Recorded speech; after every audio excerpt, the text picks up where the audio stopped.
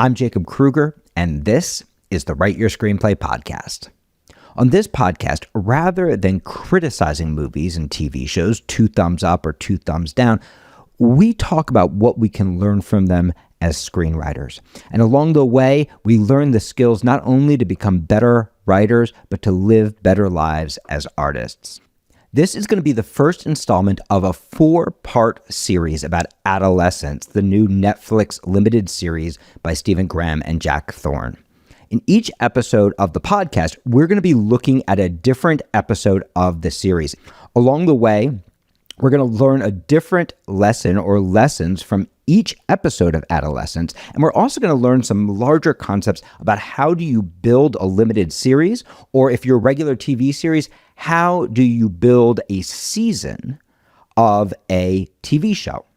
Adolescence is one of the most successful limited series ever made. And interestingly, Netflix has determined by their own research that it only takes the average audience member 10 seconds to decide if they are going to watch this show or if they're going to flip to something else. So we're going to be looking very closely at the first sequence of Adolescence to see how it works, how it sets up the theme, how it sets up the hook, and how it reels the audience in. We are then going to talk about a concept that's actually taken from improv, but is part of what really differentiates it from other crime dramas of this genre. And so we're going to be looking at a concept called writing the character at the top of their intelligence. We're going to be looking at how that works in Adolescence and how that is part of what, again, elevates this series in a genre that we know really, really well. So stay tuned. It's going to be a great ride. Now, as we get ready for that, I want to talk to you briefly about a program called ProTrack. ProTrack is our one-on-one mentorship program at Jacob Kruger Studio. There's nothing like it in the world. It's really what I wanted when I was coming up as a writer. I wanted somebody who was going to read every page I wrote, who if I made a change to one word and I was pretty sure it fixed the scene and I had already shared that scene with them 10 times, they were going to read it again with the same passion that they had the first time they read it. I wanted somebody who knew more than I did, who could point me and say, hey, here's what you need. Here's where you need to grow. Here's how you need to develop as an artist. Here's the thing that's making this scene not work. And here's an approach that might break it open for you. I needed somebody to help me build my voice and also to help me learn how to navigate the industry. And ProTrack is designed to give that to you. It is a one-on-one mentorship program that pairs you with a working professional writer who will meet with you every week or every other week, read every page you write, every draft you complete, mentor you through your entire career if you wish, for the tiniest fraction of the cost of grad school. Our faculty is made up of award-winning screenwriters, including some extremely famous names. If you're interested in that kind of mentorship, you can check out ProTrack on our website, writeyourscreenplay.com/ProTrack, or you can contact our admissions director, James Couch, who will sit down with you with no obligation, talk to you about your goals, where you're gifted as a writer, where you are struggling, how you learn best, and with no obligation, help you get paired with the perfect mentor for you. Again, you can find all of that at writeyourscreenplay.com/ProTrack. So let's talk about Adolescence. And before we jump in, one thing I want to share with you is because we're going to be looking at each episode individually, I am going to be giving spoilers for these episodes, but I will not spoil anything in the future. So you can actually follow along if you haven't yet watched Adolescence. You can watch an episode of Adolescence and then listen to the episode of the podcast, come back, watch episode 2, listen to episode 2 of the podcast, and not have to worry about anything getting spoiled beyond the episode you've already watched. All right, so let's talk about Adolescence. The first image of the pilot of Adolescence is a really interesting choice for a series that we know is going to be a crime drama. It's not a high-stakes action sequence. It's not a crime being committed. It's a man, D.I. Bascom, standing outside, listening to a voicemail from his son. His son doesn't want to go to school. His son is claiming to be sick. He gets back in his car. At this point, we may have already noticed he's a cop if we've been paying attention to his outfit. And he and his partner don't talk about any cop stuff at all. Rather, they talk about his son. They talk about the fact that his son doesn't want to go to school. They talk about the fact that his son is calling him instead of his mom because he knows that he's the softie. Right? We have this really interesting first minute or so where we're not focused on crime. We're instead focused on theme. Because this is one of the things that's so interesting about adolescence. Adolescence is so much about the relationship between parents and children, right? The challenge of actually understanding the world of your adolescent child. And particularly, it's about the relationship between fathers and sons.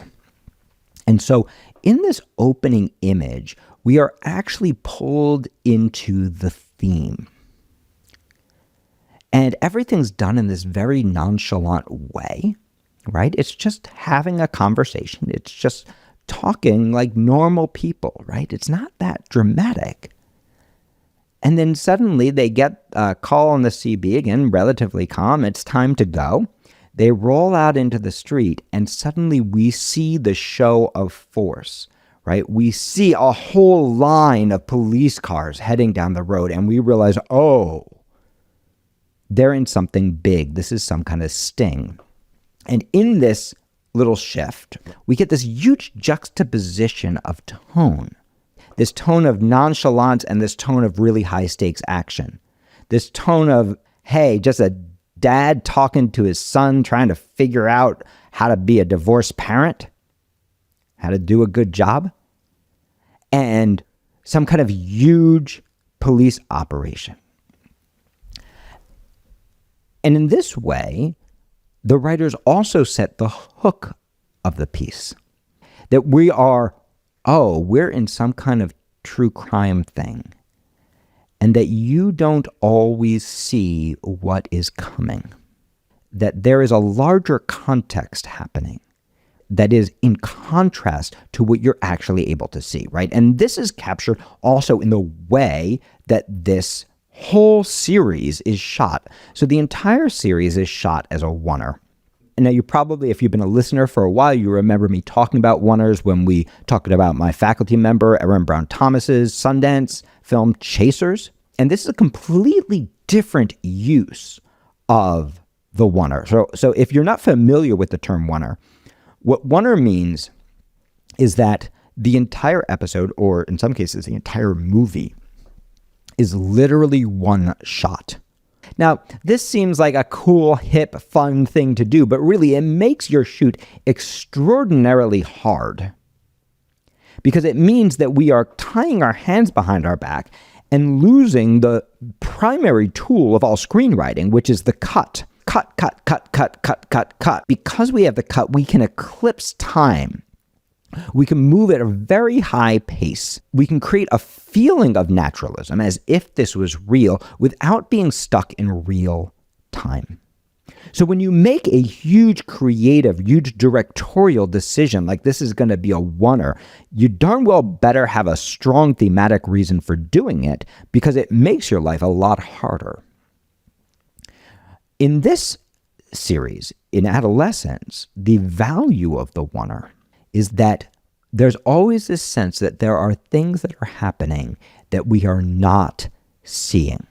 There is something going on in his son's life that D.I. Bascom can't totally see.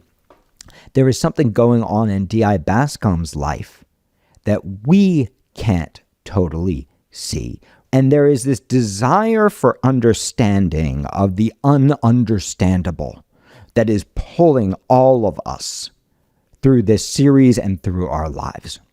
We all live in this kind of mad world where it's really hard to make sense of why.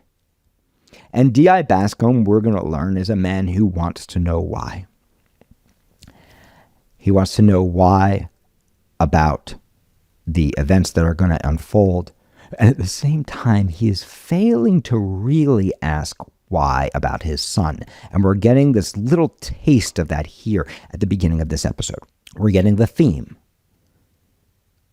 Fathers and sons, parents and children, what we can see, what we can't see. We're getting the hook. Oh, this is going to be a crime drama that has some very human elements and that looks at that world through a very naturalistic lens that has its focus more on the people than on the action. We have the world, which is a world of surprises, right? And we have the format of the series. We're already getting it here, which is one shot, and there are things happening that we see, and there are things happening that we don't see, because everything's happening in real time, but we are watching through this camera lens, and we can only, as the camera drifts from one place to another, we can only see what it happens to show us. We can't cut away to see what's happening meanwhile.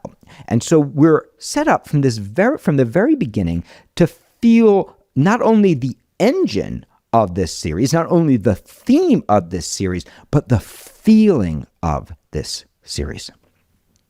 The feeling that there's more going on and that we are constantly going to be surprised. Now, I promised you that we were also going to talk about a concept from improv. So let's talk about what that is and how it works. The concept is called playing at the top of your intelligence. When you're doing improv, you are much like a writer, right? As a writer, we improvise on the blank page. As an improv artist, you improv on the blank stage. And like a writer, we might have some idea of the premise, some idea of what might happen. But until we start to interact with the other characters in our world, we don't really know who we are. We don't really know who they are. We don't really know what's going to happen because everything evolves out of the interaction between two people who are fully alive at the moment. Now, because we are always going for comedy in improv, or almost always, a lot of improv artists, inexperienced improv artists, they will play stupid. Someone will make a suggestion that could be funny, such as, hey, I've poisoned this glass of water. Would you like a sip? And the character would go like, sure, that sounds great. And they think that they are yes-anding, right? They think that they're going, yeah, okay, I'm in agreement. But really what they're doing is they're playing at the bottom of their intelligence. They're playing dumber than the character. And that means that our reality is lost. And now we don't understand what the game is. Whereas, hey, I've put some poison in this water. Would you like a sip?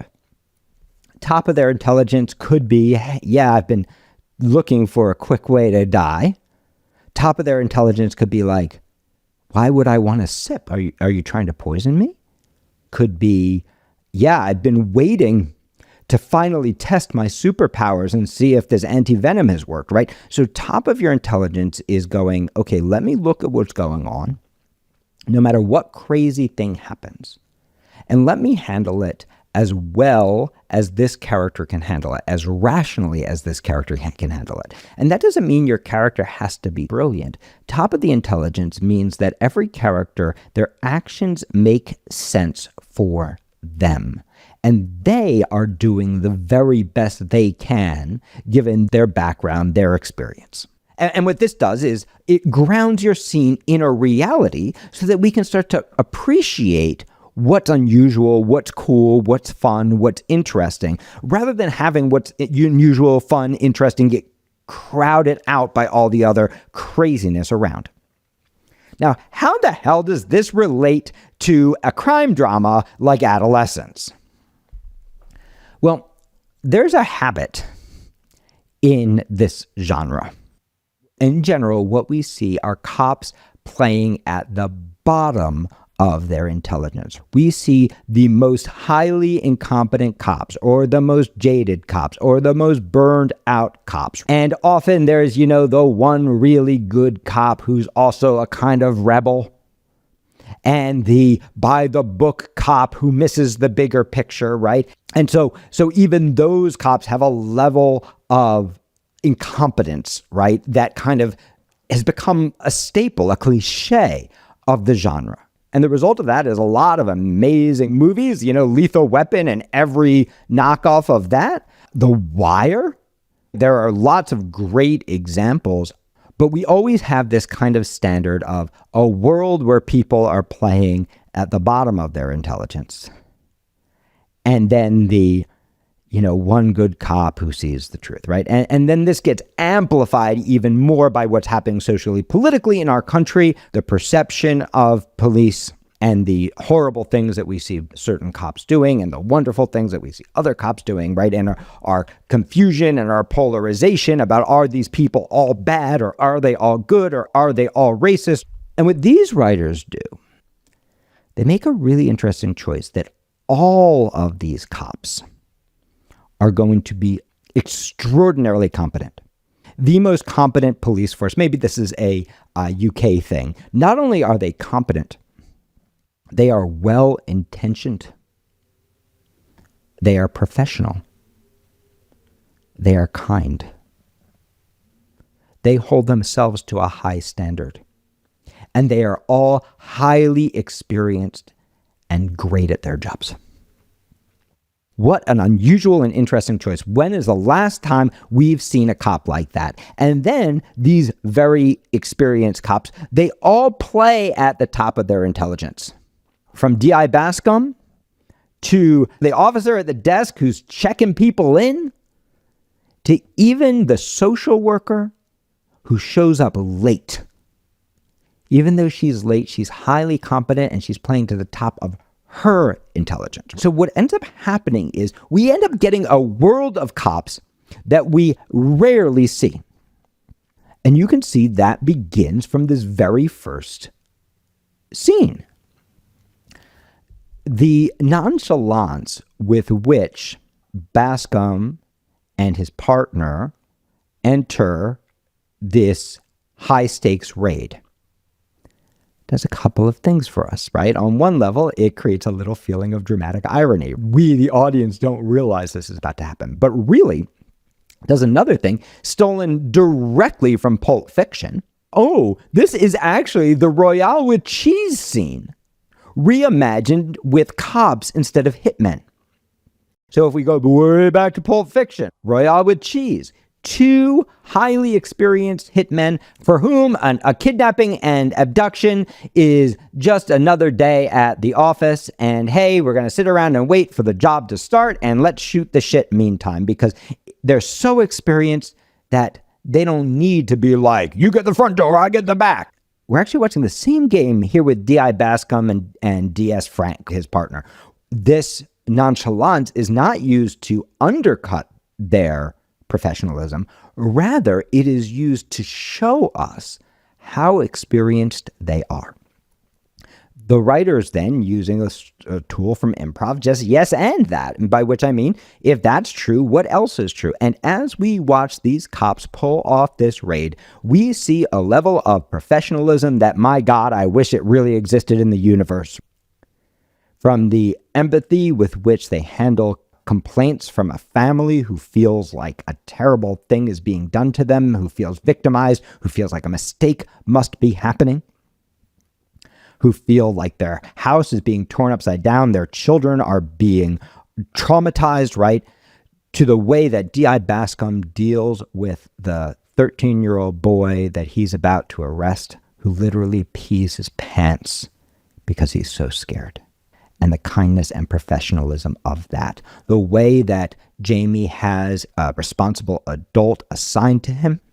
The way that D.I. Bascom makes absolutely sure that Jamie knows not to speak until he has a lawyer, and that he should in fact request a lawyer. There are no games being played. There is no good cop, bad cop. There are none of the cliches that we have seen running throughout every cop show. And remember, when those cliches started, if you go way back to Lethal Weapon, this wasn't a cliche, it was new. It's just been pattern replicated so many times that this has become what cops are.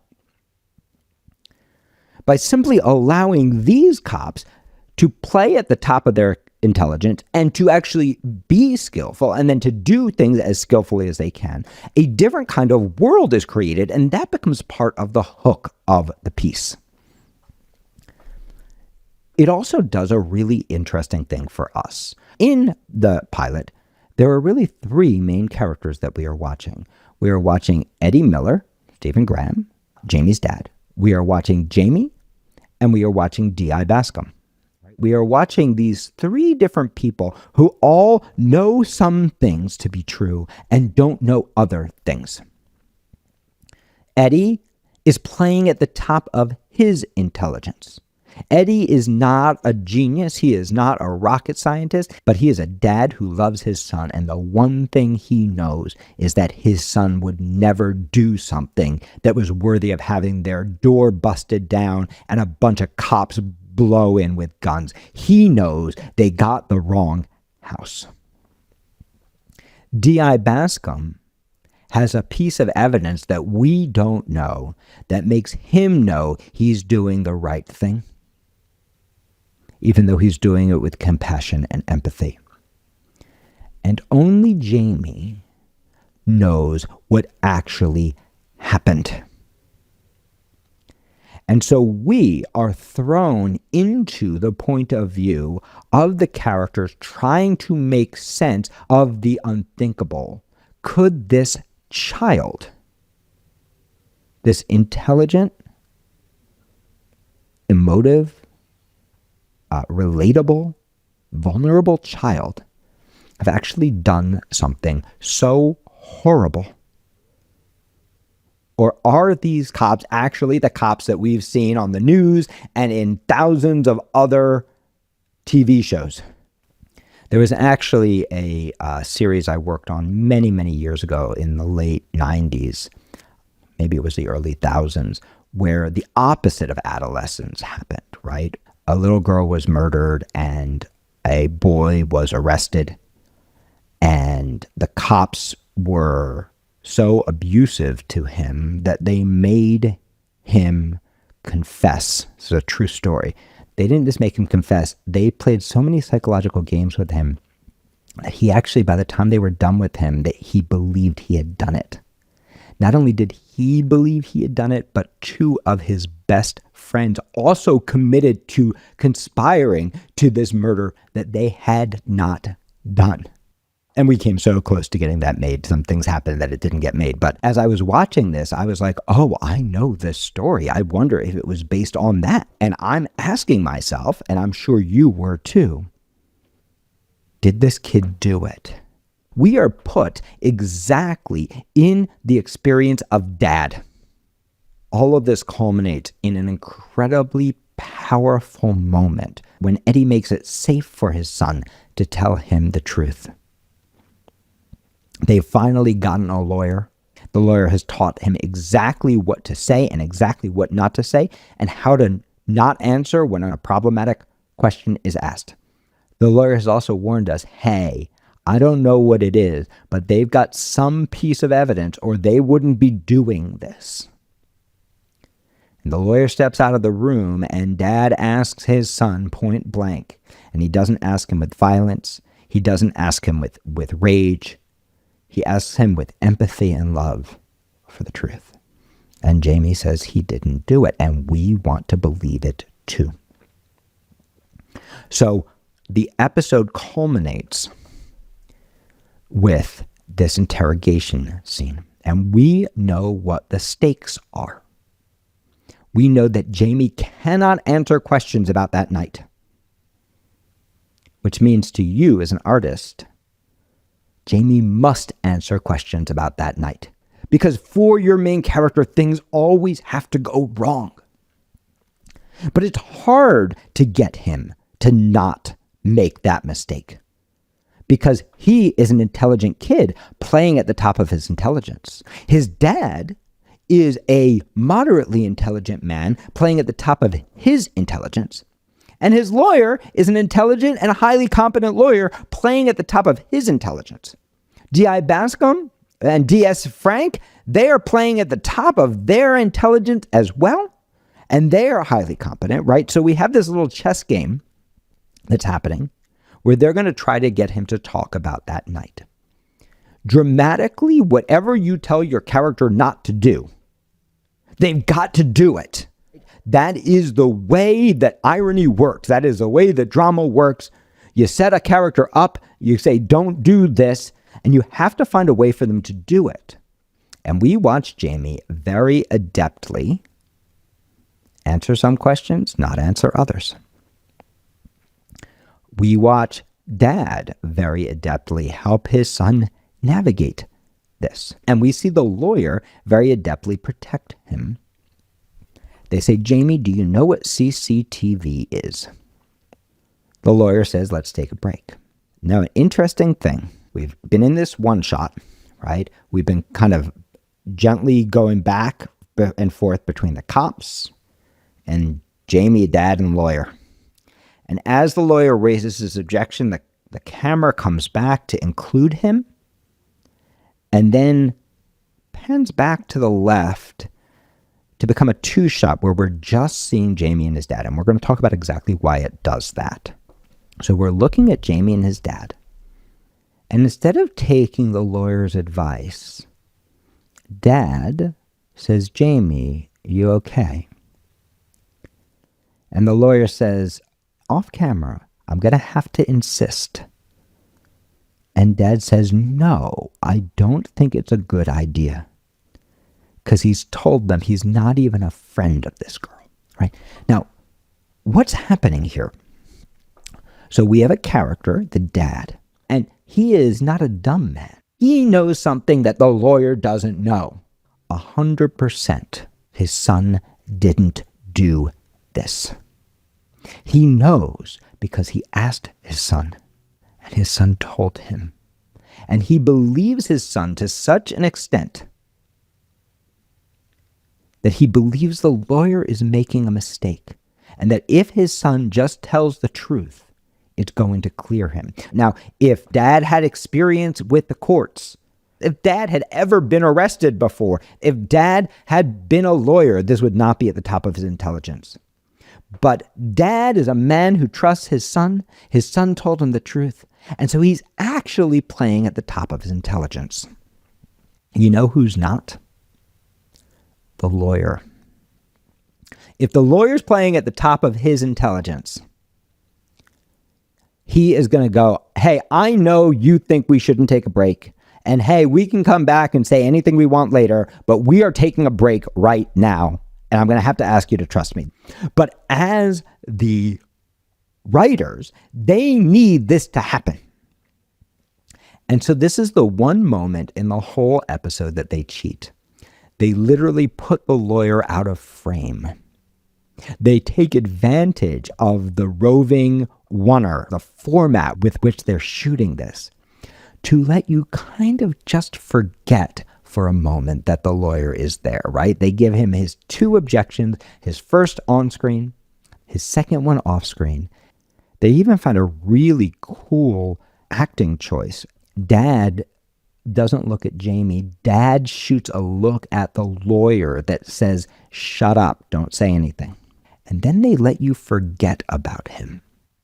They're working their butts off to make it feel like everyone's playing at the top of their intelligence, even though technically I don't think the lawyer is. So the cops walk Jamie through a bunch of photos taken by CCTV cameras of that night. And we see that it really looks like Jamie was following her. They show him photo after photo after photo, and then they get him to agree, this is you, right? And he says, yes. So here's the cop's next step. They show him a picture of Katie, the girl who was murdered, and they say, we don't know when you started following her, but you were following her, weren't you, son? Jamie, who's a little smarter than Dad, plays at the top of his intelligence. He sniffles for a moment, and then he looks at Dad, and he says, Dad, because he wants to know what he should do. But Dad, who knows his son is innocent, says, go ahead and tell them, son. Jamie, who's even smarter than his dad, as they show him pictures of Katie and pictures of him following Katie and say, why were you following her? He says, I wasn't. No, I wasn't. Was there a problem between you? No. He's denying it, but he is making a mistake, which is he's answering questions about the thing that the lawyer told him not to answer questions about. So the cops take another tactic. They say, you sure, Jamie? You sure you don't want to tell us what happened? You're going to have to tell us eventually. You sure? Jamie says, I haven't done anything wrong. Again, he's making a mistake because he's talking about that thing he's not supposed to talk about, but he's playing at the top of his intelligence. And then the scene culminates when they play the CCTV footage. And Jamie and Dad and we see Jamie, this boy that we wanted to believe was innocent.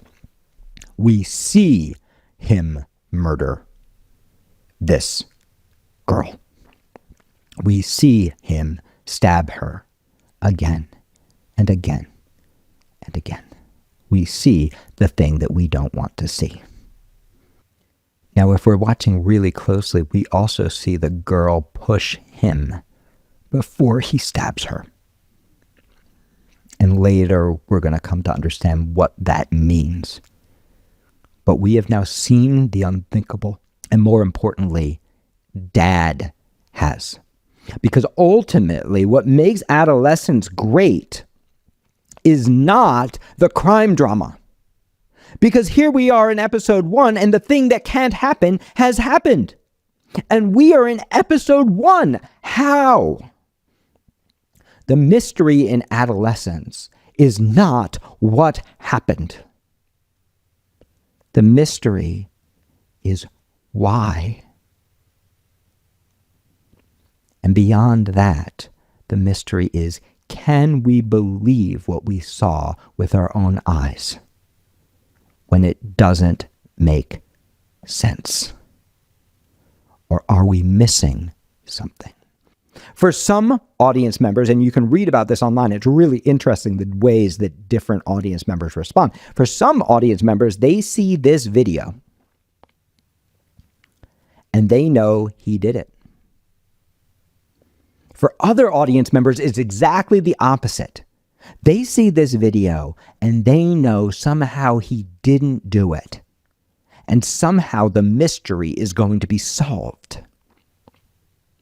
But regardless, to use the parlance that we talk about it on this podcast, they have saved the best for first. They have solved the mystery at the beginning. If you're falling into the genre conventions and you are on that side of the fence, you're going, holy crap. How are they going to get out of this one? What am I not seeing? If you're on the other side of the camp, you're going, well, what the hell is going to happen next? They've already solved the mystery. And regardless of which camp you're in, even if you're bouncing back and forth between both camps, what they've done is they put you directly in the point of view of Dad,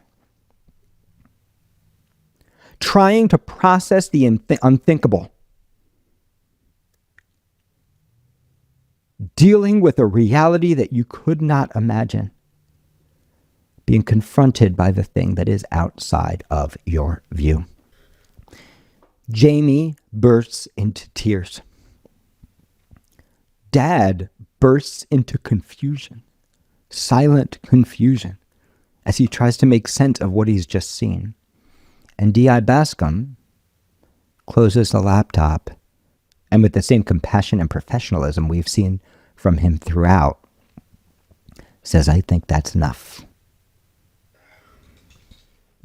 And then D.I. Bascom asks a series of additional questions and accusations. He's playing at the top of his intelligence. Jamie's playing at the top of his intelligence, weeping. Dad's playing at the top of his intelligence, processing.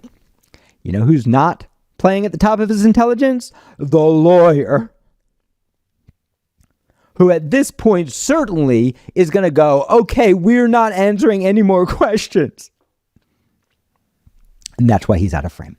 And then D.I. Bascom asks the question that's going to frame what this whole series is going to be about. Do you want to tell us the reason why? Why would you do something like this? Do you want to explain? Do you want to say sorry to Katie's mom, who I had to talk to last night because her daughter is gone? And Jamie cannot even respond. All he can do is weep. And Dad has just got his mouth shut, covered with his hand. D.I. Bascom, showing again that compassion, says, I am terminating this interview. And there's a very specific reason why he terminates the interview and not the lawyer. Because if the lawyer, who of course is still out of frame, goes, hey, we're terminating this interview, we, the audience, are going to go, why the hell didn't you do that before?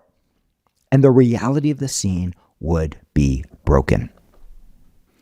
It's not until D.I. Bascom gets up that finally the frame widens again to see the lawyer. And it's only doing that so he can excuse himself and get the hell out of there. Because the scene is not about the lawyer. The scene is about Jamie and his dad. Jamie reaches out for his father for comfort, touches his shoulder, and his dad turns away, sobbing, horrified, overwhelmed. Jamie says, Dad, reaching out for the dad who has disappeared. And his father responds, what have you done? What have you done? Why? And then Dad hugs his son. And the two of them sob together until Jamie once again repeats, it wasn't me. I haven't done anything wrong. And that's where we're going to end this episode. And you can see, we talked about the first image and how that locks us in to the theme and the hook. But look also how this last image locks us into the theme and the hook. This is not a show about crime.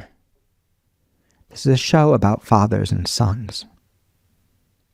This is not a show about unlocking a mystery, even though we're going to have both sides of the mystery, right? The audience members who are going, oh, he did it, and the audience members who, like Dad, are still hoping maybe he didn't.